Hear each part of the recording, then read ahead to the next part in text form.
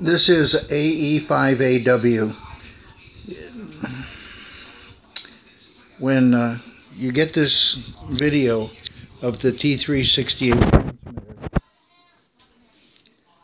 transmitter, one person receiving this video would please post it on YouTube under the heading AE5AW. It will then join the other videos taken here at 6875 Bismarck Court in the city of San Angelo. Backside of the D104 microphone, front side. A PTT switch is needed so that the transmitter can be controlled wherever the operator is sitting, and he doesn't have to reach over to the front panel and throw the continuous keying switch. The 600 ohm mic gain control still functions as a microphone gain control, but it is no longer a 600 ohm circuit. The transformer has been removed and it's been turned into a high impedance circuit. We're going to turn the transmitter on. This turns on the AC supply, 220 volts.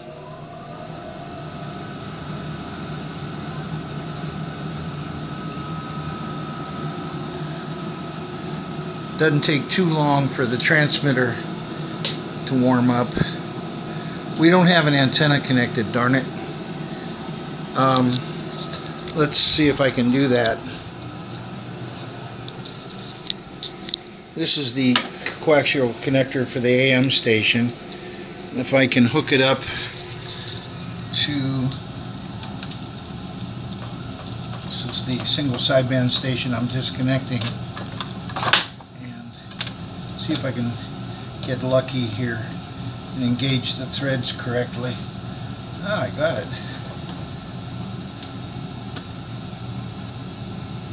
Okay, that was quick. That'll give me forward and reflected power here on this VSWR bridge. I'm going to go to the dummy load, which is down here. Okay, plate supply on. Just turned on the plate supply. And we're going into the dummy load, and we have a trace on the modulation monitor. There's our carrier, and I'm lightly modulating it because I'm holding the microphone at great distance. So now I'm bringing the microphone up closer and I'm modulating it at to 100%. There's our plate current. It's about 190 mils. Then this is the exciter modulator. I'm sorry, it's in the plate modulation, as you can see, and it's monitoring the plate current on the modulator tubes. And over here is the filament voltage, about 4.9 volts, and it's variable using the variable control for the filament current. It's a rheostat. Modulator bias has been set for as much fidelity as possible. As you can see, the idling current is approximately 50% of the average peak current on the modulator tubes. That's Class A operation. Well, nearly Class A. And this is where the microphone goes in, the high impedance. That's a modification. That's not there on the original transmitter. This is the original transmitter connection. The history behind this particular transmitter, and I'll release the carrier now. Oh, let me lock it down and go over and show you the VSWR. Of course, it's on a dummy load. So there's 350 watts going forward, carrier unmodulated, and of course nothing coming back because we're on the dummy load. This is a 4400 tube right here, and that's what the final amplifier tube in the T368 is. And it's modulated by a pair of 4125 iMacs, which are in those yellow boxes down there. As you can see, there's 2 yellow boxes, and on top is another 4400 in a box. So I've got a couple of good spare tubes, plus a couple of spare modulator tubes.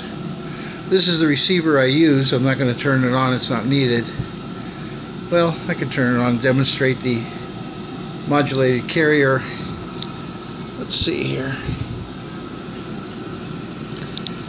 7700 transceiver I use as a receiver. Move this light down out of the way. There's the carrier. Of course, we're overloading the receiver a little bit. And we'll get some feedback as well, won't we? So you can hear that.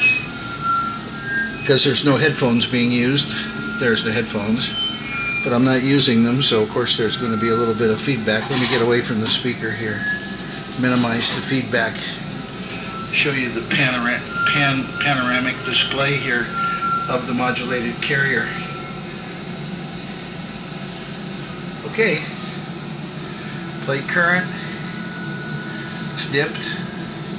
Operating frequency is 3980.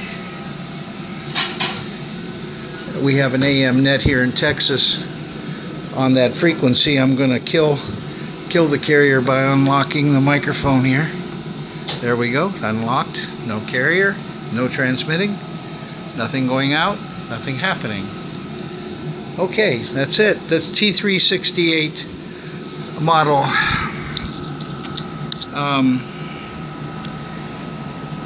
model F. Let's see, where is it? There it is. T368F. URT serial number is 64, as I remember. 60 something. 60. No, it's barely legible here. See if I can get it. Well, serial number somewhere around 60. Yeah, it's serial number 64 by TRW. So it was made in Camden, New Jersey. That's it. T368, guys. I'll post this, I'll send this out on an email, and somebody can post it up as a YouTube. AE5AW, clear.